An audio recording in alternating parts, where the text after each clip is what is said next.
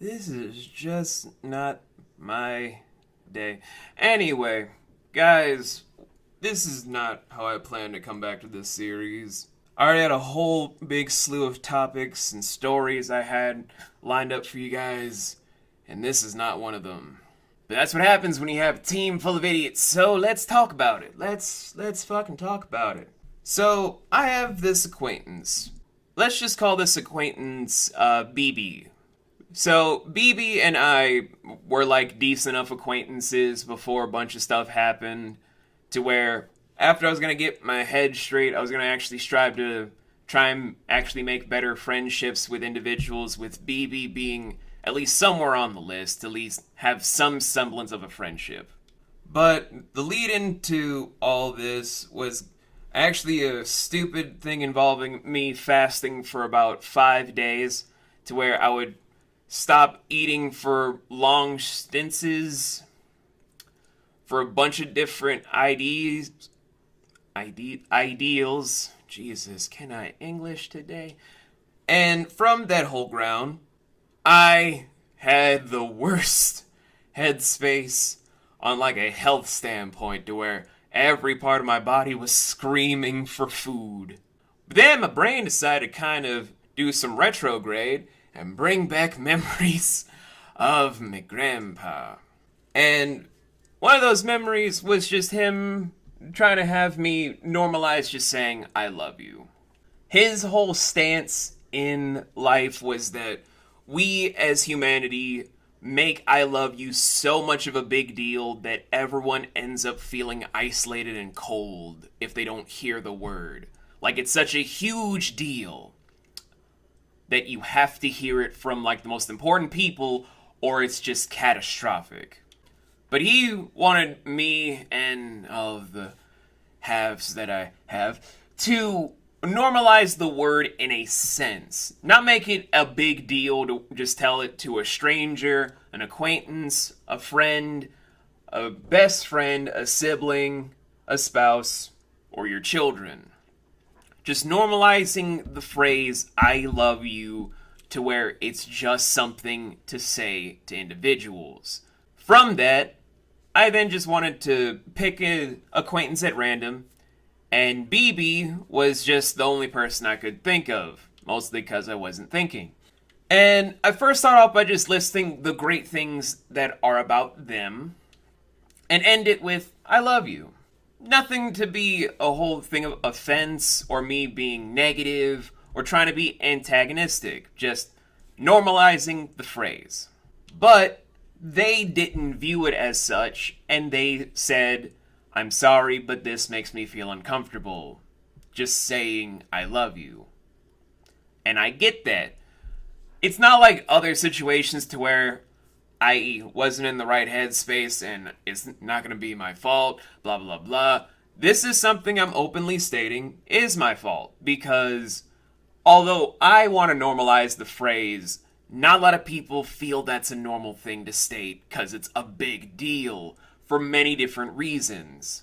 So I apologize, I take down the message, and our acquaintanceship ends right then and there. I have no bad blood with it. I just feel bad that I made someone uncomfortable. But during this time, while I'm also in the middle of a live stream and messaging Nick, who is not editing this, thank God, we're also talking to the guy that's in charge of the Nomadic Productions Twitter, which is going to be going down as of next month to make a brand new Twitter for reasons that are unrelated to this story. We're already going to take it down anyway, so it's honestly kind of for the best. To where we're talking, trying to go back and forth, and Nick is the one knowing that I'm trying to fast a little bit. And he already knows that I'm going in and out, having outer body experiences, not really in the best headspace for a lot of stuff. But the social media guy, who we're just going to call John, because I can't say his name for legal reasons. John is just talking to me because he was just like, man, you typing like you got something on your mind. What happened? I'm just like, it's just my own fault. I made an acquaintance uncomfortable, and it's just my own bad. I was trying to normalize something that's not normalized yet. And then I'm just leaving it that to where he just asks for the name in case we might need them for acting to just steer clear to make sure we don't make him uncomfortable. And I just say the name. I just say BB's name because I'm like, what's the harm? He's not going to really do anything malicious or whatever. And so I go with the stream. I'm then talking to someone for my day job. I'm then also talking to Nick and John. Everything just seems like it's all chilling, whatever, to where John is trying to get the stuff from me to promote the Snowpiercer Saturday stuff. And from that whole market of stuff, he then goes to BB's Twitter, where the problems begin, and I don't have any knowledge of this. So, John is trying to talk to me, apparently. According to him, he's trying to talk to me about what BB wrote on their Twitter. And if anyone knows anything about someone that has low blood sugar, is not fully cognizant of where they are thanks to fasting, and truly just not really focusing, you're not gonna really see someone be coherent. You're just gonna see someone be like, just blah blah blah, not gonna get any response. And then he also said he talked to Nick about it, but Nick was with his son, who, as a toddler, is a handful. So neither of us knew what was happening, because we have final say about what happens for our social media stuff, as well as the videos that I get to make. But John takes upon himself to hit up BB in their DMs, to where I don't know what is transpiring until today, what he said to them. But during this whole time, like, in the middle of the live stream, I'm just kind of thinking to myself, man, I really shouldn't be trying to build up all these walls for all these people. Like, yeah, I'm hungry and my mind is going to mush, but I should probably keep some drawbridges open for acquaintances in case I want to revitalize what kind of potential friendship we can build, what kind of business adventure we can build together. Just not even trying to be a bad person, just trying to make a situation better over time. So I kind of just open up that drawbridge of I'm not going to send out a friend request on Discord. I'm not going to try and message them on the non-existent Twitter that I have. I'm just going to leave a drawbridge open. But not even a minute later, I then get messaged about how my quote-unquote employee from Nomadic Productions messaged them, calling them vindictive, and this, that, and the third thing, and blah, blah, blah, and that I should never talk to them again. Which is a very odd thing to just blurt out of nowhere for someone that has no idea what's going on.